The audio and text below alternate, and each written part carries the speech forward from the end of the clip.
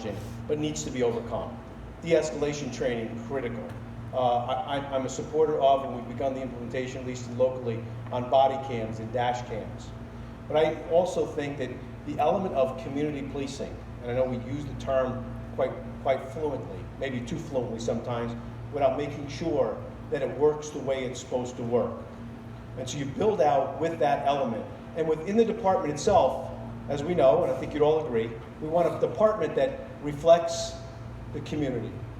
So if you can, I preference to residents of a community or a city or a town who know it. If it's neighborhoods of color, all the better if you can have officers of color.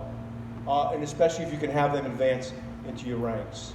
But I think we need to do more, especially in urban policing. I think we've had our challenges and we've had our struggles and we've had our incidents, and if we get into them, that's okay. But I think overall, it's a sensitivity towards that I've learned, tried my best at, in coordination with our department and with our community. One of the things we did put into place, which we don't publicize too much, is about a year ago, when we expected a summer with no funding. The state had cut funding for some youth programs. Our after-school programs were in jeopardy because of state funding. We convened a group of community leaders, nonprofit leaders, along with law enforcement. And we started to meet on a regular basis. Friday morning, press was not excluded, nor were they invited. But it was not a private meeting, but it wasn't necessarily publicized. We weren't looking for headlines out of it. And we had a candid conversation and disagreements at times over what the priority should be.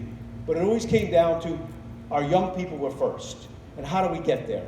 And our police department made certain commitments in that process, and community leaders made certain commitments in that process. And frankly, we took some of the success stories that New Haven had, and we even imported some of the brain power from New Haven as well. And I think that we call that best practices from city to city.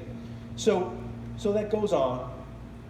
One of the things I would like to bring to a state level is a better understanding of that challenge for us as a collective community, meaning the state, and do a better job of it as we can as we move forward. So thank you for that question as well.